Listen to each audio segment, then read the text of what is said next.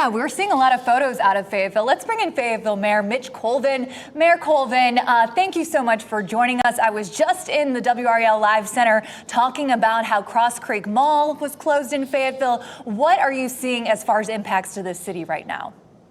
Well, right now we're kind of waiting and anticipating. I saw a few light flurries earlier today. It's certainly cold out, but we've been making our preparations for the last several days with getting out and pre-treating the streets, working with NCDOT on the major thoroughfares and the city-owned thoroughfares that we've been handling that. We've been coordinating with local shelters to be available in the event there's power loss, so people just need a safer, warmer option with the Salvation Army and Cornerstone. And so we're just preparing. And I understand, listening to your forecast, that there are a couple of rounds that we're expecting to get in the next few hours. Well, Colvin, you're doing the right thing by listening to our forecast. So listen, were there any lessons learned from last weekend compared to this weekend? Yeah, yes. I mean, really it gave us an opportunity to get our teams together. We work closely with the county emergency operations.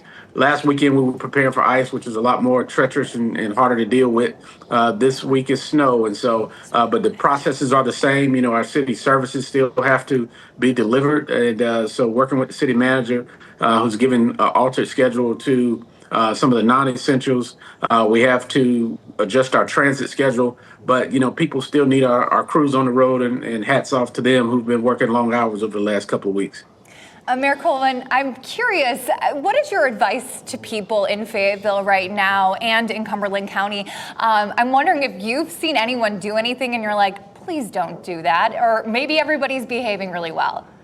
Well, we have to exercise common sense. If you don't have to be out on the roads, we're encouraging you to stay home. The good thing about it is you all are very informative, and you've given us a good, fair warning to be able to prepare. So if you need additional groceries or batteries and things that you need to sustain yourself in the event of loss of power, you have the opportunity to do that. But we're encouraging you to get it done and to get back in if you can, and to stay in and not put our first responders and our city workers who are trying to keep our community safe in any unnecessary harm's way, trying to accommodate your activities.